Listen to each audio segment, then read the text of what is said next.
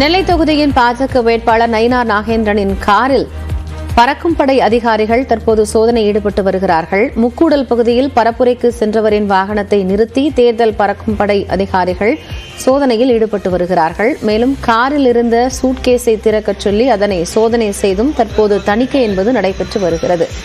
நெல்லை தொகுதியில் பாஜக சார்பில் போட்டியிடக்கூடிய நயினார் நாகேந்திரனின் காரில் தேர்தல் பறக்கும் படை அதிகாரிகள் தற்போது சோதனை செய்து வருகிறார்கள். முக்கூடல் பகுதிக்கு பரப்புரைக்காக சென்றிருந்த அவருடைய காரை பாதி வழியில் மறித்த தேர்தல் பறக்கும் படை அதிகாரிகள் தேர்தல் நடத்தை விதிகள் அமலில் இருக்கக்கூடிய பட்சத்தில் அது குறித்த நடைமுறையிலேயே தற்போது சோதனையில் ஈடுபட்டு வருகிறார்கள். முன்னதாக அவருடைய காரில் இருந்த சூட்கேஸை திறக்கச் சொல்லியும் அதில் இருக்கக்கூடிய பொருட்களை ஆய்வு செய்தும் சோதனை என்பது நடத்தப்பட்டு வருகிறது.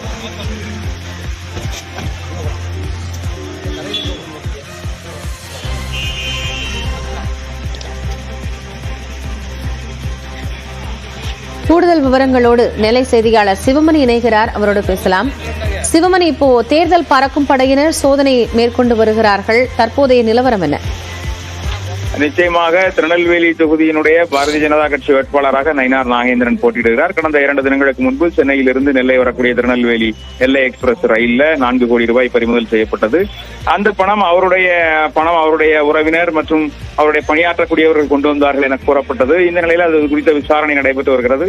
இதனிடையே திருநெல்வேலியில் அவருடைய ஆதரவாளர்கள் வீட்டில் ஒருவர் வீட்டில் 3,72,000 ரூபாயும் ஒருவர் வீட்டில் 2 லட்சம் ரூபாயும் பறிமுதல் செய்யப்பட்டது.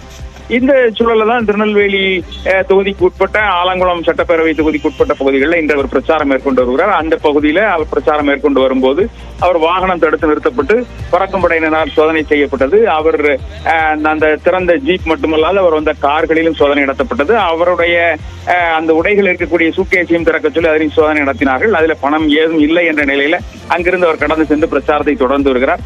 தொடர்ந்து அவர் வாகனங்கள்ல இது போன்ற பணம் பறிமுதல் அடுத்தடுத்த நாட்கள்ல பணம் பறிமுதல் செய்யப்பட்ட நிலையில தற்போது அவருடைய வாகனத்திலும் சோதனை செய்தது அப்படிங்கிறது ஒரு பரபரப்பான சூழலை ஏற்படுத்தி இருக்கிறது.